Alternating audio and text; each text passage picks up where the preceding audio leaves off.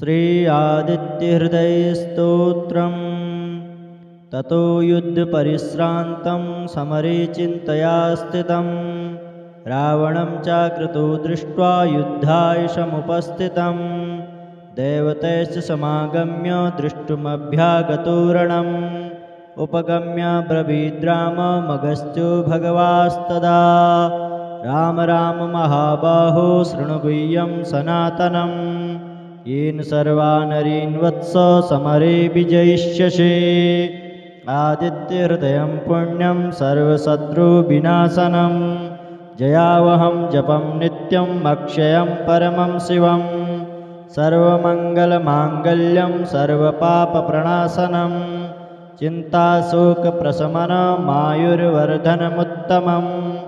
रश्मिरन्तं समुद्यन्तं देवासुरनमस्कृतम्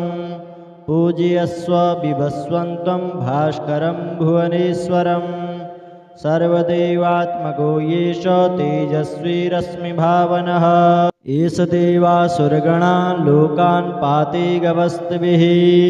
एष ब्रह्मा च विष्णुश्च शिवः स्कन्दः प्रजापतिः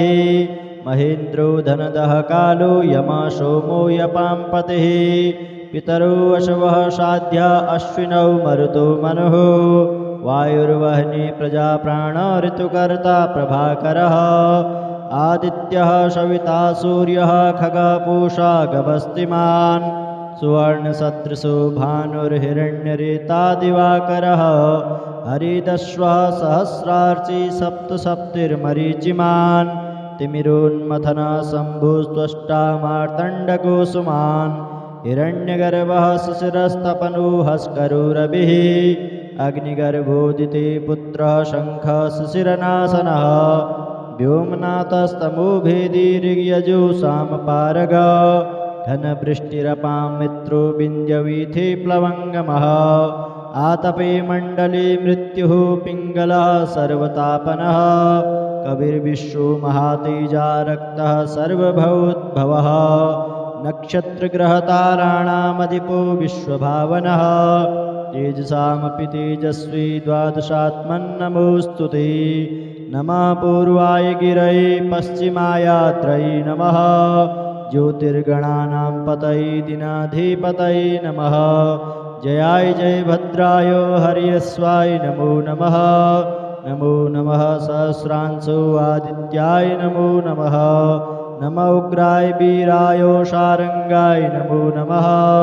नमः पद्मप्रबोधाय प्रचण्डाय नमोऽस्तु ते ब्रह्मेशानाच्युतेशाय सूरायादित्यवर्चसे भास्वते सर्वभक्षाय रौद्राय वपुषे नमः तमोघ्नाय हिमघ्नाय शत्रुघ्नायामितात्मने कृतघ्नघ्नाय जीवाय ज्योतिषां पतये नमः तप्तचामीकराभाय हरये विश्वकर्मणे नमस्तमोभिनिघ्नाय रुचये लोकसाक्षिणे नाशयत्येष वैभूतं तमेव सृजति प्रभुः पायत्येष तपत्येष वर्षत्येष गभस्तिभिः एष सुप्तेषु जागरते भूतेषु परिनिष्ठितः एष चैवाग्निहोत्रं च फलं चैवाग्निहोत्रिणाम् देवास्य कृतवस्यैव कृतॄणां फलमेव च यानि कृत्यानि लोकेषु सर्वेषु परमप्रभो एनमापत्सु कृच्छ्रेषु कान्तारेषु भयेषु च कीर्तयन् पुरुषः कश्चिन्नावसीदति राघव पूज्यस्वेनमेकाग्रो देवदेवं जगत्पतिम् एतत् त्रिगुणितं जप्त्वा युद्धेषु विजयिष्यसि अस्मिन् क्षणे महाबाहो रावणं त्वं जहिष्यसि एवमुक्त्वा ततो गस्त्यो जगाम स यथा गतम् एतच्छ्रुत्वा महातेजा नष्टशोको भवत्तदा धारयामास सुप्रीतो राघवः प्रत्यतात्मवान् आदित्यं प्रेक्ष्य जप्त्वेदं परं हर्षमवाप्तवान् त्रिराचम्य शुचिर्भूत्वा धनुरादाय वीर्यवान् रावणं प्रेक्ष्य हृष्टात्मा जयार्थं समुपागमत् सर्वयत्नेन महता वृतस्तस्य वधेऽभवत् अथ रविरवदन्निरीक्ष्य रामं मुदितपनाः परमं प्रहृष्यमाणः निशिचरपतिसञ्चयं विदित्वा सुरगणमद्य गतो वचस्त्वरेति ततो युद्धपरिश्रान्तं समरे चिन्तया स्थितं रावणं चाकृतो दृष्ट्वा युद्धाय समुपस्थितं देवतैश्च समागम्य दृष्टुमभ्यागतो रणम् उपगम्य ब्रवीद्राममगस्त्यो भगवास्तदा राम राम महाबाहो शृणु गुह्यं सनातनं येन सर्वानरीन् वत्स समरे विजयिष्यसि आदित्यहृदयं पुण्यं सर्वशत्रुविनाशनं जयावहं जपं नित्यम् अक्षयं परमं शिवं सर्वमङ्गलमाङ्गल्यं सर्वपापप्रणाशनं चिन्ताशोकप्रशमनमायुर्वर्धनमुत्तमं रश्मिरन्तं समुद्यन्तं देवासुरनमस्कृतं पूजयस्व बिभस्वन्तं भास्करं भुवनेश्वरं सर्वदेवात्मको येष तेजस्वी रश्मिभावनः एष देवासुरगणा लोकान् पाति गवस्तिभिः एष ब्रह्मा च विष्णुश्च शिवः स्कन्दः प्रजापतिः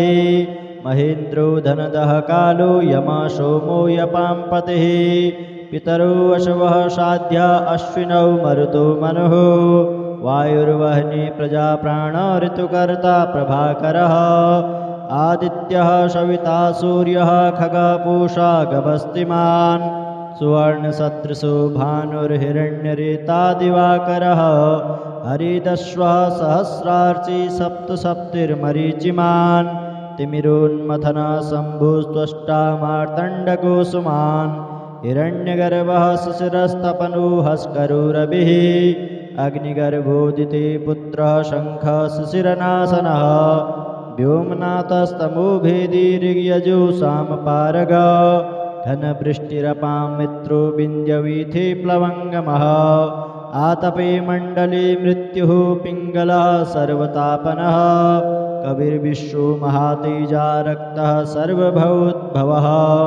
नक्षत्रग्रहताराणामधिपो विश्वभावनः तेजसामपि तेजस्वी द्वादशात्मन्नमोऽस्तु ते नमः पूर्वाय गिरये पश्चिमायात्रये नमः ज्योतिर्गणानां पतये दिनाधिपतये नमः जयाय जयभद्राय हर्यस्वाय नमो नमः नमो नमः सहस्रांशो आदित्याय नमो नमः नमः उग्राय वीराय शारंगाय नमो नमः नमः पद्मप्रबोधाय प्रचण्डाय नमोऽस्तु ते ब्रह्मेशानाच्युतेशाय सूरायादित्यवर्चसे भास्वते सर्वभक्षाय रौद्राय वपुषे नमः तमोघ्नाय हिमघ्नाय शत्रुघ्नायामितात्मने कृतघ्नघ्नाय जीवाय ज्योतिषां पतये नमः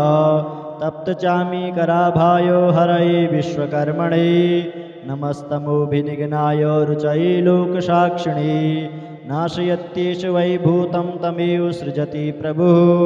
पायत्येष तपत्येष वर्षत्येष गभस्तिभिः एष सुप्तेषु जागरते भूतेषु परिनिष्ठितः एष चैवाग्निहोत्रं च फलं चैवाग्निहोत्रिणां देवास्य कृतवस्यैव क्रतूणां फलमेव च यानि कृत्यानि लोकेषु सर्वेषु परमप्रभो एनमापत्सु कृच्छेषु कान्तारेषु भयेषु च कीर्तयन् पुरुषः कश्चिन्नावसीदति राघव पूज्यस्वेनमेकाग्रो देवदेवं जगत्पतिम् एतत्त्रिगुणितं जप्त्वा युद्धेषु विजयिष्यसि अस्मिन् क्षणे महाबाहो रावणं त्वं जहिष्यसि एवमुक्त्वा ततो गस्त्यो जगाम स यथा गतम् एतच्छ्रुत्वा महातेजा नष्टशोको भवत्तदा धारयामास सुप्रीतो राघवः प्रत्यतात्मवान् आदित्यं प्रेक्ष्य जप्त्वेदं परं हर्षमवाप्तवान् त्रिराचम्य शुचिर्भूत्वा धनुरादाय वीर्यवान् रावणं प्रेक्ष्य हृष्टात्मा जयार्थं समुपागमत् सर्वयत्नेन महता वृतस्तस्य वधेऽभवत् अथ रविरवदन्निरीक्ष्य रामं मुदितपनाः परमं प्रहृष्यमाणः निशिचरपतिसञ्चयं विदित्वा सुरगणमद्य गतो वचस्त्वरेति ततो युद्धपरिश्रान्तं समरे चिन्तया स्थितं रावणं चाकृतो दृष्ट्वा युद्धाय समुपस्थितं देवतैश्च समागम्य द्रष्टुमभ्यागतो रणम् उपगम्य ब्रवीद्राममगस्त्यो भगवास्तदा राम राम महाबाहो शृणु गुह्यं सनातनं येन सर्वा नरीन् वत्स समरे विजयिष्यसि आदित्यहृदयं पुण्यं सर्वशत्रुविनाशनं जयावहं जपं नित्यम् अक्षयं परमं शिवं सर्वमङ्गलमाङ्गल्यं सर्वपापप्रणाशनं चिन्ताशोकप्रशमनमायुर्वर्धनमुत्तमम् रश्मिरन्तं समुद्यन्तं देवासुरनमस्कृतं पूजयस्व बिभस्वन्तं भास्करं भुवनेश्वरं सर्वदेवात्मको येष तेजस्वी रश्मिभावनः एष देवासुरगणा लोकान् पाति गवस्तिभिः एष ब्रह्मा च विष्णुश्च शिवः स्कन्दः प्रजापतिः महेन्द्रो धनदः कालो यमा सोमो यपाम्पतिः पितरो वशवः साध्या अश्विनौ मरुतो मनुः वायुर्वह्नि प्रजाप्राण ऋतुकर्ता प्रभाकरः आदित्यः सविता सूर्यः खगपूषा गभस्तिमान् सुवर्णसदृशो भानुर्हिरण्यरेता दिवाकरः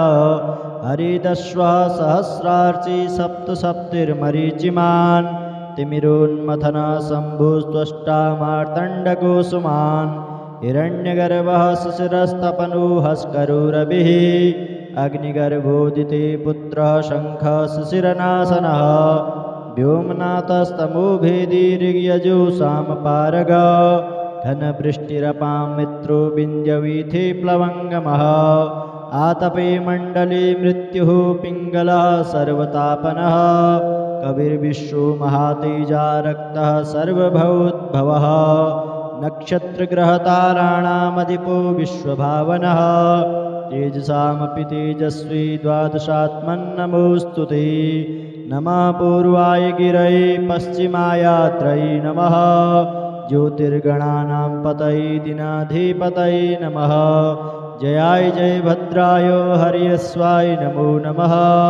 नमो नमः सहस्रांशो आदित्याय नमो नमः नमः उग्राय वीराय शारंगाय नमो नमः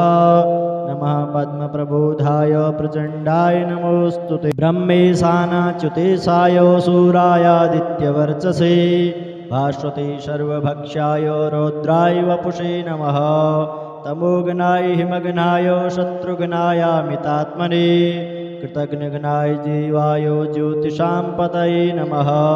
तप्तचामीकराभाय हरये विश्वकर्मणे नमस्तमोभिनिघ्नाय रुचये लोकसाक्षिणे नाशयत्येष वैभूतं तमेव सृजति प्रभुः पायत्येष तपत्येष वर्षत्येष गभस्तिभिः एष सुप्तेषु जागरते भूतेषु परिनिष्ठितः एष चैवाग्निहोत्रं च फलं चैवाग्निहोत्रिणां देवास्य कृतवस्यैव कृतॄणां फलमेव च यानि कृत्यानि लोकेषु सर्वेषु परमप्रभो येनमापत्सु कृच्छ्रेषु कान्तारेषु भयेषु च कीर्तयन् पुरुषः कश्चिन्नावसीदति राघव पूज्यश्वेनमेकाग्रो देवदेवं जगत्पतिम् एतत्त्रिगुणितं जप्त्वा युद्धेषु विजयिष्यसि अस्मिन् क्षणे महाबाहो रावणं त्वं जहिष्यसि एवमुक्त्वा ततो गस्त्यो जगाम स यथा गतम् एतच्छ्रुत्वा महातेजा नष्टशोको भवत्तदा धारयामास सुप्रीतो राघवः प्रत्यतात्मवान् आदित्यं प्रेक्ष्य जप्त्वेदं परं हर्षमवाप्तवान् त्रिराचम्य शुचिर्भूत्वा धनुरादाय वीर्यवान् रावणं प्रेक्ष्य हृष्टात्मा जयार्थं समुपागमत् सर्वयत्नेन महता वृतस्तस्य वधेऽभवत् अथ रविरवदन्निरीक्ष्य रामं मुदितपनाः परमं प्रहृष्यमाणः निशिचरपतिसञ्चयं विदित्वा सुरगणमद्य गतो वचस्त्वरेति ततो युद्धपरिश्रान्तं समरे चिन्तया स्थितं रावणं चाकृतो दृष्ट्वा युद्धाय समुपस्थितं देवतैश्च समागम्य दृष्टुमभ्यागतो रणम् उपगम्य ब्रवीद्राममगस्त्यो भगवास्तदा राम राम महाबाहो शृणु गुह्यं सनातनम् येन सर्वा नरीन् वत्स समरे विजयिष्यसे आदित्यहृदयं पुण्यं सर्वशत्रुविनाशनं जयावहं जपं नित्यम् अक्षयं परमं शिवं सर्वमङ्गलमाङ्गल्यं सर्वपापप्रणाशनं चिन्ताशोकप्रशमनमायुर्वर्धनमुत्तमं रश्मिरन्तं समुद्यन्तं देवासुरनमस्कृतं पूजयस्व बिभस्वन्तं भास्करं भुवनेश्वरम् सर्वदेवात्मको येष तेजस्वी रश्मिभावनः एष देवासुरगणान् लोकान् पाति गवस्तिभिः एष ब्रह्मा च विष्णुश्च शिवः स्कन्दः प्रजापतिः महेन्द्रो धनदः कालो यमः सोमो यपाम्पतिः पितरो वशवः साध्या अश्विनौ मरुतो मनुः वायुर्वह्नि प्रजाप्राण ऋतुकर्ता प्रभाकरः आदित्यः सविता सूर्यः खगपूषा गभस्तिमान् सुवर्णसदृशो भानुर्हिरण्यरेता दिवाकरः हरिदश्वः सहस्रार्ची सप्तसप्तिर्मरीचिमान् तिमिरोन्मथनः शम्भुस्त्वष्टा मार्तण्डकुसुमान् हिरण्यगर्भः शिशिरस्तपनोहस्करो रविः अग्निगर्भोदिते पुत्रः शङ्खः शिशिरनाशनः व्योमनाथस्तमोभेदी ऋग्यजो सामपारग घनवृष्टिरपां मित्रो विन्द्यवीथि प्लवङ्गमः आतपे मण्डले मृत्युः पिङ्गलः सर्वतापनः कविर्विश्वो महातेजा रक्तः सर्वभवोद्भवः नक्षत्रग्रहताराणामधिपो विश्वभावनः तेजसामपि तेजस्वी द्वादशात्मन्नमोऽस्तु ते नमः पूर्वाय गिरये पश्चिमायात्रये नमः ज्योतिर्गणानां पतये दिनाधिपतये नमः जयाय जयभद्राय हर्यस्वाय नमो नमः नमो नमः सहस्रांशो आदित्याय नमो नमः नमः उग्राय वीराय शारङ्गाय नमो नमः नमः पद्मप्रबोधाय प्रचण्डाय नमोऽस्तु ते ब्रह्मेशानाच्युतेशाय सूरायादित्यवर्चसे भास्वते सर्वभक्षाय रौद्राय वपुषे नमः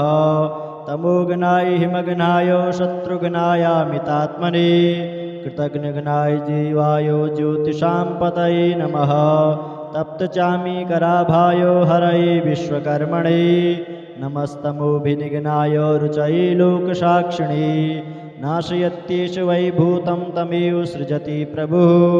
पायत्येषु तपत्येषु वर्षत्येष गभस्तिभिः एष सुप्तेषु जागरति भूतेषु परिनिष्ठितः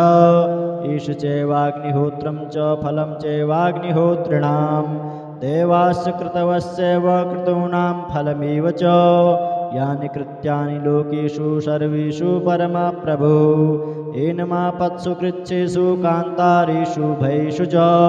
कीर्तयन् पुरुषः कश्चिन्नावसीदति राघव पूज्यस्वेनमेकाग्रो देवदेवं जगत्पतिम् एतत्त्रिगुणितं जप्त्वा युद्धेषु विजयिष्यसि अस्मिन् क्षणे महाबाहो रावणं त्वं जहिष्यसि एवमुक्त्वा ततो गस्त्यो जगाम स यथा गतम् एतच्छ्रुत्वा महातेजा नष्टशोको भवत्तदा धारयामास सुप्रीतो राघवः प्रत्यतात्मवान् आदित्यं प्रेक्ष्य जप्त्वेदं परं हर्षमवाप्तवान् त्रिराचम्य शुचिर्भूत्वा धनुरादाय वीर्यवान् रावणं प्रेक्ष्य हृष्टात्मा जयार्थं समुपागमत् सर्वयत्नेन महता वृतस्तस्य वधेऽभवत् अथ रविरवदन्निरीक्ष्य रामं मुदितपनाः परमं प्रहृष्यमाणः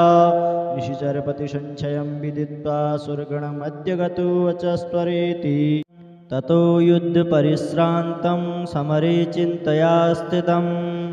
रावणं चाकृतो दृष्ट्वा युद्धाय समुपस्थितं देवतैश्च समागम्य द्रष्टुमभ्यागतो रणम् उपगम्य ब्रवीद्राममगस्त्यो भगवास्तदा राम राम महाबाहो शृणु गुह्यं सनातनम् येन सर्वा नरीन् वत्स समरे विजयिष्यसि आदित्यहृदयं पुण्यं सर्वशत्रुविनाशनं जयावहं जपं नित्यम् अक्षयं परमं शिवं सर्वमङ्गलमाङ्गल्यं सर्वपापप्रणाशनं चिन्ताशोकप्रशमनमायुर्वर्धनमुत्तमं रश्मिरन्तं समुद्यन्तं देवासुरनमस्कृतं पूजयस्व बिभस्वन्तं भास्करं भुवनेश्वरं सर्वदेवात्मको येष तेजस्वी रश्मिभावनः एष देवासुरगणा लोकान् पाति गवस्तिभिः एष ब्रह्मा च विष्णुश्च शिवः स्कन्दः प्रजापतिः महेन्द्रो धनदः कालो यमः सोमो यपाम्पतिः पितरो वशवः साध्या अश्विनौ मरुतो मनुः वायुर्वह्नि प्रजाप्राण ऋतुकर्ता प्रभाकरः आदित्यः सविता सूर्यः खगपूषा गभस्तिमान् सुवर्णसदृशो भानुर्हिरण्यरेता दिवाकरः हरिदश्वः सहस्रार्ची सप्तसप्तिर्मरीचिमान् तिमिरोन्मथन शम्भुस्त्वष्टा मार्तण्डकुसुमान् हिरण्यगर्भः शिशिरस्तपनोहस्करो रविः अग्निगर्भोदिते पुत्रः शङ्खः शिशिरनाशनः व्योमनाथस्तमोभेदी ऋग्यजो सामपारग घनवृष्टिरपां मित्रो विन्द्यवीथि प्लवङ्गमः आतपे मण्डले मृत्युः पिङ्गलः सर्वतापनः कविर्विश्वो महातेजा रक्तः सर्वभवोद्भवः नक्षत्रग्रहताराणामधिपो विश्वभावनः तेजसामपि तेजस्वी द्वादशात्मन्नमोऽस्तु ते नमः पूर्वाय गिरये पश्चिमायात्रये नमः ज्योतिर्गणानां पतये दिनाधिपतये नमः जयाय जयभद्राय हर्यस्वाय नमो नमः नमो नमः सहस्रांशो आदित्याय नमो नमः नमः उग्राय वीराय शारंगाय नमो नमः नमः पद्मप्रबोधाय प्रचण्डाय नमोऽस्तु ते ब्रह्मेशानाच्युतेशाय सूरायादित्यवर्चसे भास्वते सर्वभक्षाय रौद्राय वपुषे नमः तमोघ्नाय हिमघ्नाय शत्रुघ्नायामितात्मने कृतघ्नघ्नाय जीवाय ज्योतिषां पतये नमः तप्तचामीकराभाय हरये विश्वकर्मणे नमस्तमोभिनिघ्नाय रुचये लोकसाक्षिणे नाशयत्येष वैभूतं तमेव सृजति प्रभुः पायत्येष तपत्येष वर्षत्येष गभस्तिभिः एष सुप्तेषु जागरते भूतेषु परिनिष्ठितः एष चैवाग्निहोत्रं च फलं चैवाग्निहोत्रिणां देवास्य कृतवस्यैव कृतॄणां फलमेव च यानि कृत्यानि लोकेषु सर्वेषु परमप्रभो एनमापत्सु कृच्छेषु कान्तारेषु भयेषु च कीर्तयन् पुरुषः कश्चिन्नावसीदति राघव पूज्यस्वेनमेकाग्रो देवदेवं जगत्पतिम् एतत् त्रिगुणितं जप्त्वा युद्धेषु विजयिष्यसि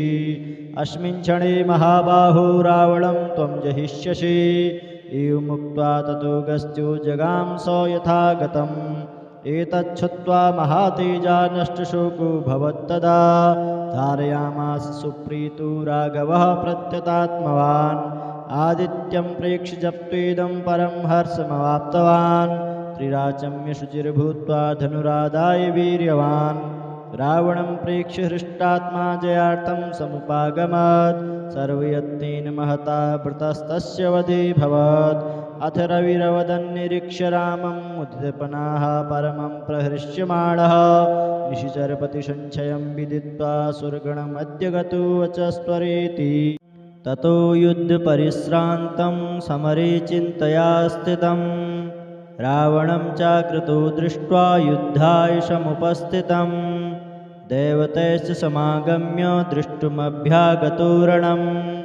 उपगम्य ब्रवीद्राममगस्त्यो भगवास्तदा राम राम महाबाहो शृणुगुह्यं सनातनं येन सर्वानरीन् वत्स समरे विजयिष्यसि आदित्यहृदयं पुण्यं सर्वशत्रुविनाशनं जयावहं जपं नित्यम् अक्षयं परमं शिवं सर्वमङ्गलमाङ्गल्यं सर्वपापप्रणाशनं चिन्ताशोकप्रशमनमायुर्वर्धनमुत्तमं रश्मिरन्तं समुद्यन्तं देवासुरनमस्कृतं पूजयस्व बिभस्वन्तं भास्करं भुवनेश्वरं सर्वदेवात्मको येष तेजस्वी रश्मिभावनः एष देवासुरगणा लोकान् पाति गवस्तिभिः एष ब्रह्मा च विष्णुश्च शिवः स्कन्दः प्रजापतिः महेन्द्रो धनदः कालो यमः सोमो यपाम्पतिः पितरो वशवः साध्या अश्विनौ मरुतो मनुः वायुर्वह्नि प्रजाप्राण ऋतुकर्ता प्रभाकरः आदित्यः सविता सूर्यः खगपूषा गभस्तिमान् सुवर्णसदृशो भानुर्हिरण्यरेता दिवाकरः हरिदश्वः सहस्रार्ची सप्तसप्तिर्मरीचिमान् तिमिरोन्मथनः शम्भुस्त्वष्टा मार्तण्डकोसुमान् हिरण्यगर्भः शिशिरस्तपनोहस्करो रविः अग्निगर्भोदिते पुत्रः शङ्खः शिशिरनाशनः व्योमनाथस्तमोभेदी ऋग्यजो सामपारग घनवृष्टिरपां मित्रो विन्द्यवीथि प्लवङ्गमः आतपे मण्डले मृत्युः पिङ्गलः सर्वतापनः कविर्विश्वो महातेजा रक्तः सर्वभवोद्भवः नक्षत्रग्रहताराणामधिपो विश्वभावनः तेजसामपि तेजस्वी द्वादशात्मन्नमोऽस्तु ते नमः पूर्वाय गिरये पश्चिमायात्रये नमः ज्योतिर्गणानां पतये दिनाधिपतये नमः जयाय जयभद्राय हर्यस्वाय नमो नमः नमो नमः सहस्रांशो आदित्याय नमो नमः नमः उग्राय वीराय शारंगाय नमो नमः नमः पद्मप्रबोधाय प्रचण्डाय नमोऽस्तु ते ब्रह्मेशानाच्युतेशाय सूरायादित्यवर्चसे भास्वते सर्वभक्षाय रौद्राय वपुषे नमः तमोघ्नाय हिमघ्नाय शत्रुघ्नायामितात्मने कृतघ्नघ्नाय जीवाय ज्योतिषां पतये नमः तप्तचामीकराभाय हरये विश्वकर्मणे नमस्तमोभिनिघ्नाय रुचये लोकसाक्षिणे नाशयत्येष वैभूतं तमेव सृजति प्रभुः पायत्येष तपत्येष वर्षत्येष गभस्तिभिः एष सुप्तेषु जागरते भूतेषु परिनिष्ठितः एष चैवाग्निहोत्रं च फलं चैवाग्निहोत्रिणां देवास्य कृतवस्यैव क्रतूणां फलमेव च यानि कृत्यानि लोकेषु सर्वेषु परमप्रभो एनमापत्सु कृच्छेषु कान्तारेषु भयेषु च कीर्तयन् पुरुषः कश्चिन्नावसीदति राघव पूज्यस्वेनमेकाग्रो देवदेवं जगत्पतिम् एतत्त्रिगुणितं जप्त्वा युद्धेषु विजयिष्यसि अस्मिन् क्षणे महाबाहो रावणं त्वं जहिष्यसि एवमुक्त्वा ततो गस्त्यो जगाम स यथा गतम् एतच्छुत्वा महातेजा नष्टशोको भवत्तदा धारयामास सुप्रीतो राघवः प्रत्यतात्मवान् आदित्यं प्रेक्ष्य जप्त्वेदं परं हर्षमवाप्तवान् त्रिराचम्य शुचिर्भूत्वा धनुरादाय वीर्यवान् रावणं प्रेक्ष्य हृष्टात्मा जयार्थं समुपागमत् सर्वयत्नेन महता वृतस्तस्य वधेऽभवत् अथ रविरवदन्निरीक्ष्य रामं मुदितपनाः परमं प्रहृष्यमाणः निशिचरपतिसञ्चयं विदित्वा सुरगणमद्य गतो वचस्त्वरेति ततो युद्धपरिश्रान्तं समरे चिन्तया स्थितं रावणं चाकृतो दृष्ट्वा युद्धाय समुपस्थितं देवतैश्च समागम्य द्रष्टुमभ्यागतो रणम् उपगम्य ब्रवीद्राममगस्त्यो भगवास्तदा राम राम महाबाहो शृणुगुह्यं सनातनं येन सर्वानरीन् वत्स समरे विजयिष्यसि आदित्यहृदयं पुण्यं सर्वशत्रुविनाशनं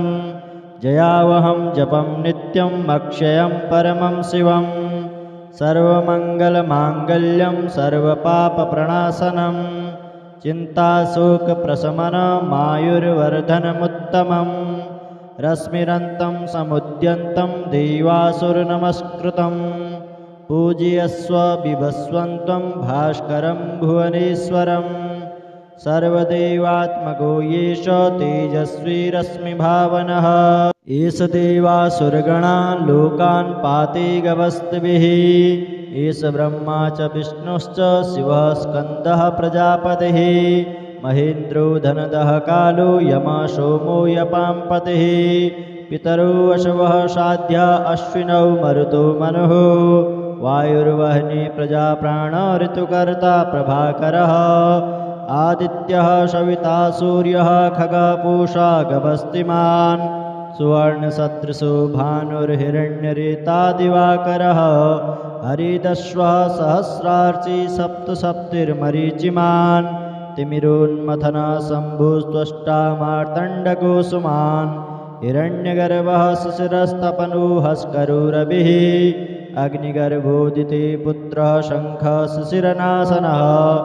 व्योमनाथस्तमोभेदी ऋग्यजो सामपारग घनवृष्टिरपां मित्रो विन्द्यवीथि प्लवङ्गमः आतपे मण्डले मृत्युः पिङ्गलः सर्वतापनः कविर्विश्वो महातेजा रक्तः सर्वभवोद्भवः नक्षत्रग्रहताराणामधिपो विश्वभावनः तेजसामपि तेजस्वी द्वादशात्मन्नमोऽस्तु ते नमः पूर्वाय गिरये पश्चिमायात्रये नमः ज्योतिर्गणानां पतये दिनाधिपतये नमः जयाय जय भद्राय हर्यस्वाय नमो नमः नमो नमः सहस्रांशो आदित्याय नमो नमः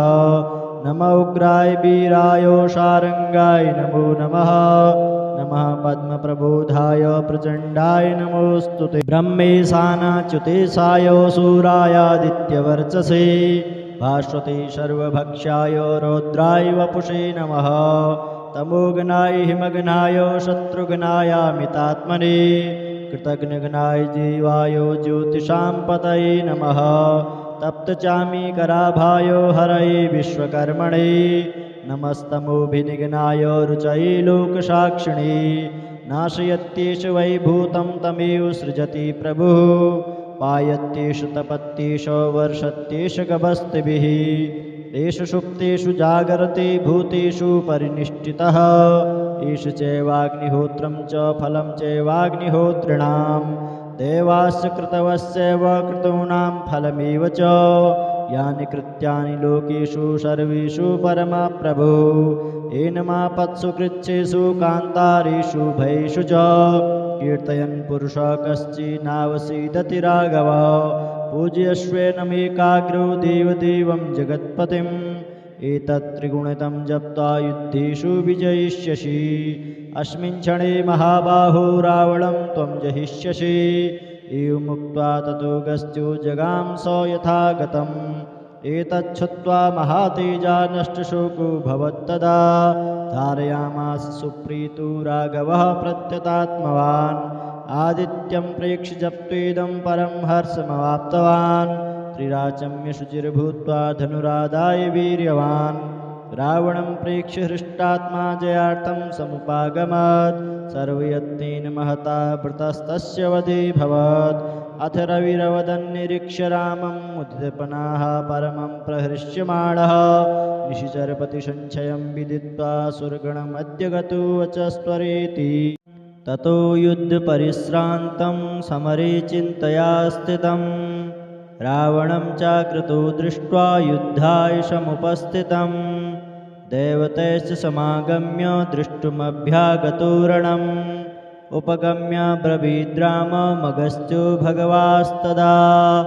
राम राम महाबाहो शृणु गुह्यं सनातनं येन सर्वानरीन् वत्स समरे विजयिष्यसि आदित्यहृदयं पुण्यं सर्वशत्रुविनाशनं जयावहं जपं नित्यम् अक्षयं परमं शिवं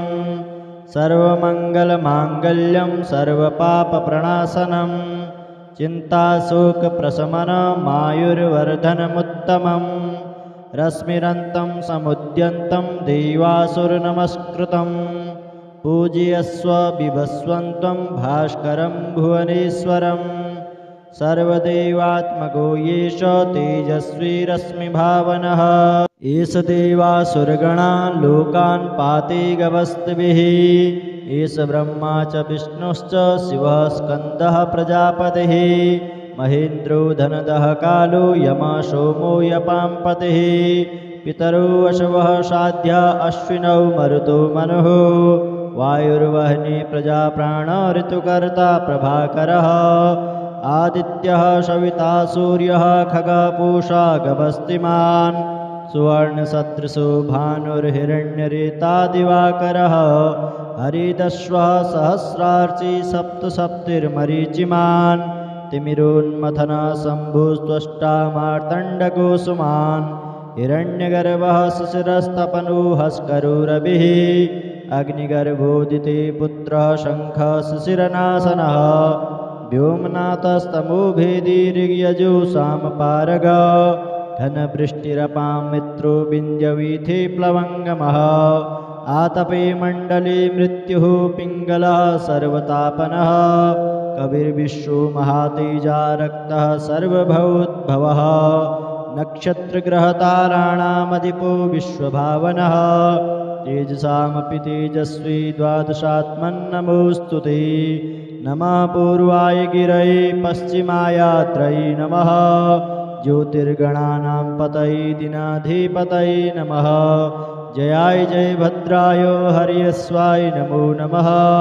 नमो नमः सहस्रांशो आदित्याय नमो नमः नमः उग्राय वीराय शारंगाय नमो नमः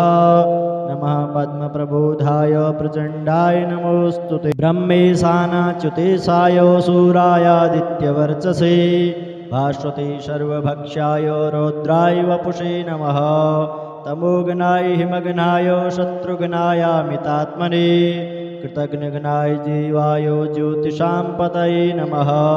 तप्तचामीकराभाय हरये विश्वकर्मणे नमस्तमोभिनिघ्नाय रुचये लोकसाक्षिणे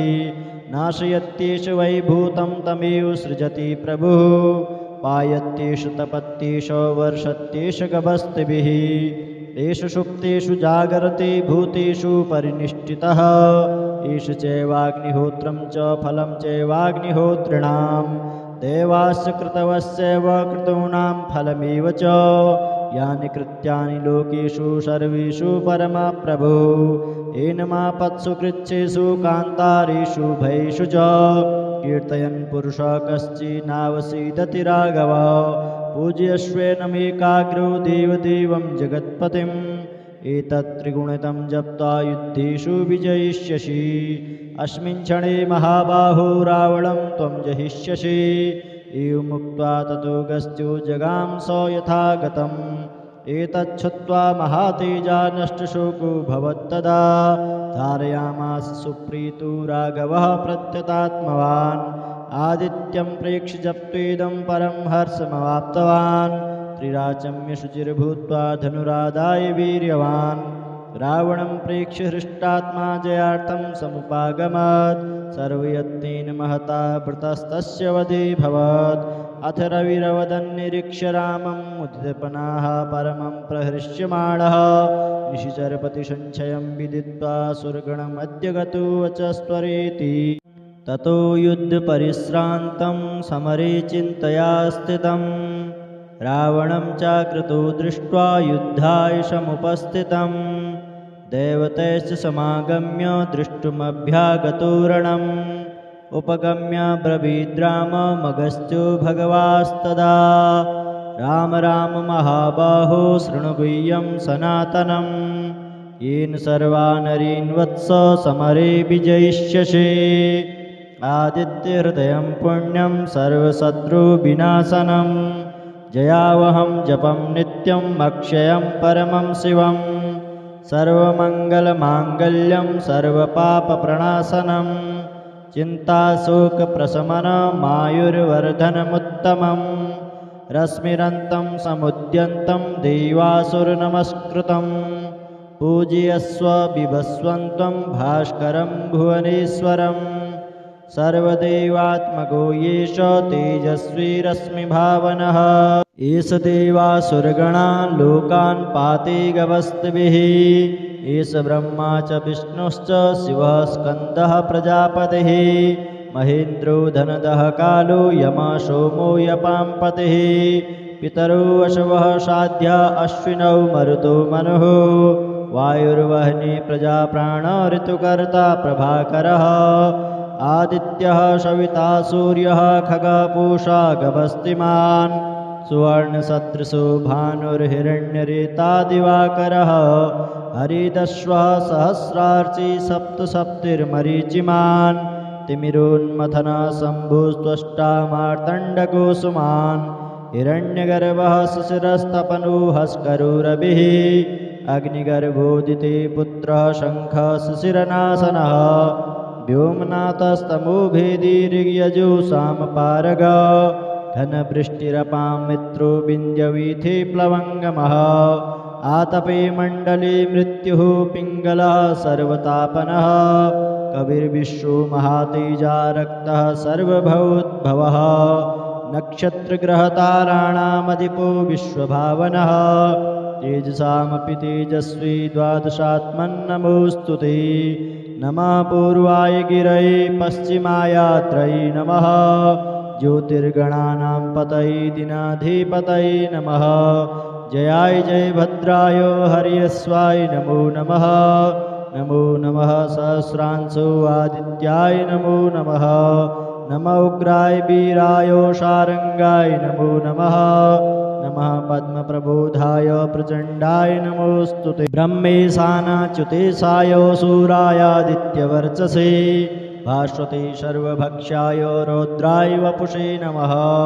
तमोघ्नाय हिमघ्नाय शत्रुघ्नायामितात्मने कृतघ्नघ्नाय जीवाय ज्योतिषां पतये नमः तप्तचामीकराभाय हरये विश्वकर्मणे नमस्तमोभिनिघ्नाय रुचये लोकसाक्षिणे नाशयत्येष वैभूतं तमेव सृजति प्रभुः पायत्येष तपत्येष वर्षत्येष गभस्तिभिः एष सुप्तेषु जागरते भूतेषु परिनिष्ठितः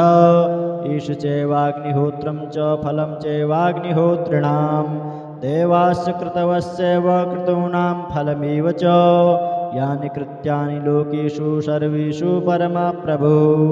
एनमापत्सु कृच्छेषु कान्तारेषु भयेषु च कीर्तयन् पुरुषः कश्चिन्नावसीदति राघव पूज्यस्वेनमेकाग्रो देवदेवं जगत्पतिम् एतत् त्रिगुणितं जप्त्वा युद्धेषु विजयिष्यसि अस्मिन् क्षणे महाबाहो रावणं त्वं जहिष्यसि एवमुक्त्वा ततो गस्त्यो जगाम स यथा गतम् एतच्छुत्वा महातेजा नष्टशोको भवत्तदा धारयामास सुप्रीतो राघवः प्रत्यतात्मवान् आदित्यं प्रेक्ष्य जप्त्वेदं परं हर्षमवाप्तवान् त्रिराचम्य शुचिर्भूत्वा धनुरादाय वीर्यवान् रावणं प्रेक्ष्य हृष्टात्मा जयार्थं समुपागमत् सर्वयत्नेन महता वृतस्तस्य वधेऽभवत् अथ रविरवदन्निरीक्ष्य रामं मुदितपनाः परमं प्रहृष्यमाणः निशिचरपतिसञ्चयं विदित्वा सुरगणमद्य गतो वचस्त्वरेति ततो युद्धपरिश्रान्तं समरे चिन्तया स्थितं रावणं चाकृतो दृष्ट्वा युद्धाय समुपस्थितं देवतैश्च समागम्य द्रष्टुमभ्यागतो रणम् उपगम्य ब्रवीद्राममगस्त्यो भगवास्तदा राम राम महाबाहो शृणु गुह्यं सनातनं येन सर्वा नरीन् वत्स समरे विजयिष्यसि आदित्यहृदयं पुण्यं सर्वशत्रुविनाशनं जयावहं जपं नित्यम् अक्षयं परमं शिवं सर्वमङ्गलमाङ्गल्यं सर्वपापप्रणाशनं चिन्ताशोकप्रशमनमायुर्वर्धनमुत्तमं रश्मिरन्तं समुद्यन्तं देवासुरनमस्कृतं पूजयस्व बिभस्वन्तं भास्करं भुवनेश्वरं सर्वदेवात्मको येष तेजस्वी रश्मिभावनः एष देवासुरगणा लोकान् पाति गवस्तिभिः एष ब्रह्मा च विष्णुश्च शिवः स्कन्दः प्रजापतिः महेन्द्रो धनदः कालो यमः सोमो यपाम्पतिः पितरो वशवः साध्या अश्विनौ मरुतो मनुः वायुर्वह्नि प्रजाप्राण ऋतुकर्ता प्रभाकरः आदित्यः सविता सूर्यः खगपूषा गभस्तिमान् सुवर्णसदृशो भानुर्हिरण्यरेता दिवाकरः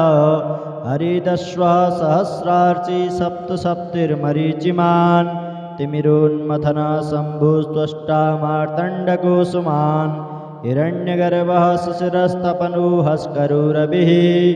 अग्निगर्भोदिते पुत्रः शङ्खः शिशिरनाशनः व्योमनाथस्तमोभेदी ऋग्यजो सामपारग घनवृष्टिरपां मित्रो विन्द्यवीथि प्लवङ्गमः आतपे मण्डले मृत्युः पिङ्गलः सर्वतापनः कविर्विश्वो महातेजा रक्तः सर्वभवोद्भवः नक्षत्रग्रहताराणामधिपो विश्वभावनः तेजसामपि तेजस्वी द्वादशात्मन्नमोऽस्तु ते नमः पूर्वाय गिरये पश्चिमायात्रये नमः ज्योतिर्गणानां पतये दिनाधिपतये नमः जयाय जय भद्राय हर्यस्वाय नमो नमः नमो नमः सहस्रांशो आदित्याय नमो नमः नमः उग्राय वीराय शारंगाय नमो नमः नमः पद्मप्रबोधाय प्रचण्डाय नमोऽस्तुते ब्रह्मेशानाच्युतेशाय सूरायादित्यवर्चसे भास्वते सर्वभक्षाय रौद्राय वपुषे नमः तमोगनाय हिमगनाय शत्रुघ्नायामितात्मने कृतघ्नघ्नाय जीवाय ज्योतिषां पतये नमः तप्तचामीकराभाय हरये विश्वकर्मणे नमस्तमोभिनिघ्नाय रुचये लोकसाक्षिणे नाशयत्येष वैभूतं तमेव सृजति प्रभुः पायत्येष तपत्येष वर्षत्येष गभस्तिभिः एष सुप्तेषु जागरते भूतेषु परिनिष्ठितः एष चैवाग्निहोत्रं च फलं चैवाग्निहोत्रिणां देवास्य कृतवस्यैव कृतॄणां फलमेव च यानि कृत्यानि लोकेषु सर्वेषु परमप्रभो एनमापत्सु कृच्छेषु कान्तारेषु भयेषु च कीर्तयन् पुरुषः कश्चिन्नावसीदति राघव पूज्यस्वेनमेकाग्रो देवदेवं जगत्पतिम् एतत् त्रिगुणितं जप्त्वा युद्धेषु विजयिष्यसि अस्मिन् क्षणे महाबाहो रावणं त्वं जहिष्यसि एवमुक्त्वा ततो गस्त्यो जगाम स यथा गतम् एतच्छ्रुत्वा महातेजा नष्टशोको भवत्तदा धारयामास सुप्रीतो राघवः प्रत्यतात्मवान् आदित्यं प्रेक्ष्य जप्त्वेदं परं हर्षमवाप्तवान् त्रिराचम्य शुचिर्भूत्वा धनुरादाय वीर्यवान्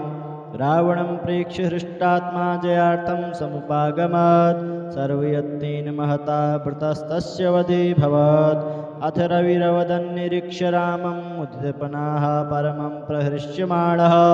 निशिचरपतिसञ्चयं विदित्वा सुरगणमद्य गतो वचस्त्वरेति।